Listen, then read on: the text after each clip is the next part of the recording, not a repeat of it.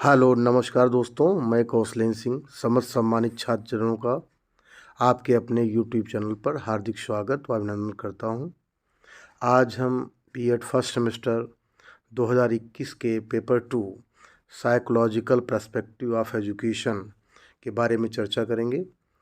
जैसा आप जानते हैं, ये जो पैटर्न है ये कोरोना के टाइम का पैटर्न है। इसमें टोटल 10 क्वेश्चन दिए रहेंगे और 10 क्वेश्चन में से आपको 5 क्वेश्चन अटेम्प्ट करने होंगे और यहाँ पर जो प्रत्येक प्रश्न होगा वो जो है 16 मार्क्स का होगा। लेकिन इससे पहले, कोरोना के पहले जितना भी क्वेश्चन पेपर आता था उसमें पहला क्वेश्चन जो है शॉर्ट टाइप में रहता था और उसके बाद लॉन्ग टाइप में रहते थे और उसके अलावा प्रत्येक यूनिट से अर्थात 4 यूनिट आती थी और प्रत्येक यूनिट से आपको एक एक प्रश्न करना भी अनिवार्य होता था। लेकिन यहाँ पर कोई भी, अभी आगे पेपर आप देखेंगे, कोई भी जो है यूनिट से कोई बाउंड्रीज़ नहीं रहेंगी। टोटल आपको 10 क्वेश्चन में से कोई भी 5 अटेम्प्ट करने होंगे।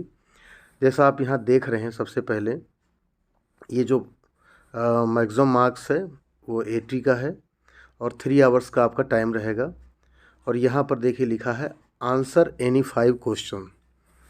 तो आपको सिर्फ 5 क्वेश्चन ही यहाँ पर अटेम्प्ट करने हैं। इसके साथ ही साथ अब आप देखेंगे, सबसे पहले जो पहला प्रश्न पूछा गया है, define education psychology and establish relationship between education and psychology, ये पहला प्रश्न है। और दूसरा प्रश्न भी उसी प्रकार से है जैसा आप देख रहे हैं यहाँ पर।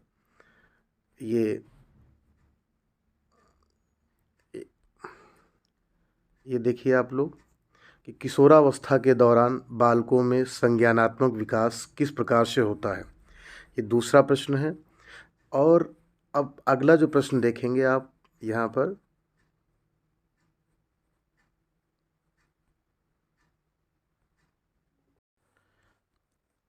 तीसरा प्रश्न आपके सामने यहाँ दिया हुआ है। इसको पावलो थ्योरी भी बोलते हैं। वैसे तो इसका अनुकूलित प्रत्यावर्तन सिद्धांत की विस्तार पूर्वक चर्चा कीजिए। ये जो प्रश्न हैं 3 और 4 नंबर के, ये वैसे सेकेंड यूनिट में आते थे, लेकिन यहाँ पर कोई भी बाउंड्री जो है यूनिट की नहीं है। इसलिए आप कोई भी, चाहे स्टार्टिंग के 4 कर लीजिए, चाहे आप बीच बीच से कर लीजिए, जो आपको आते हैं वो कर लीजिए।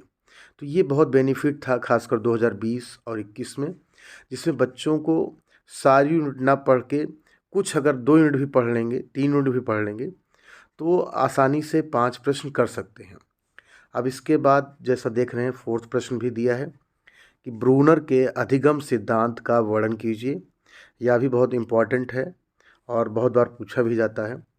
अब इसके बाद देखिए, ये जो है, जो 5th क्वेश्चन है, ये आपका 3rd यूनिट का है।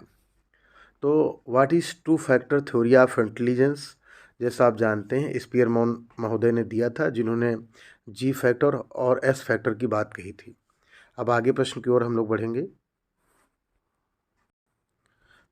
अगला प्रश्न जो है यहाँ जैसा दिया हुआ है, अधिगम स्थानांतरण से क्या तात्पर्य है? अधिगम स्थानांतरण को प्रभावित करने वाले कारकों की विवेचना कीजिए। इसी के साथ ही साथ अगला जो प्रश्न है, जैसा आप देख रहे हैं कि 7th नंबर का क्वेश्चन है ये आपका, कि बालक के मानसिक स्वास्थ्य के विकास को प्रभावित करने वाले कारक कौन से हैं? मानसिक स्वास्थ्य को अच्छा बनाए रखने का उपाय बताइए। और इसके साथ ही साथ जो अगला प्रश्न है ये है, व्यक्तित्व मूल्यांकन की प्रक्षेपी विधियां क्या हैं, वर्णन कीजिए। इसके अंतर्गत आपको जैसे projective method of personality measurement, TAT, CAT, Rorschach, ink blot test, ये सारे उसी में आते हैं। ये इनका आपको बहुत जो है डिस्क्रिप्शन देना है और डिटेल में उनके बारे में बताना है। अब इसी के साथ ही साथ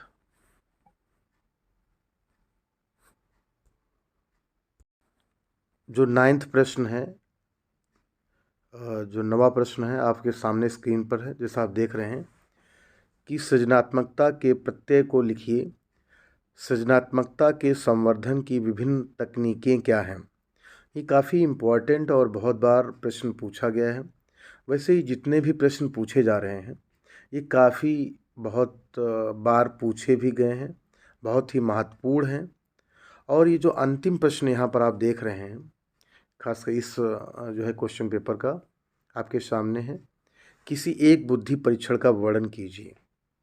तो बुद्धि परीक्षण जैसे आप जानते हैं बहुत से बुद्धि परीक्षण किए गए हैं, बिनेट हरमन और इन लोगों ने काफ़ी बुद्धि परीक्षण किए हैं, तो उनके बारे में आप आसानी से बता सकते हैं।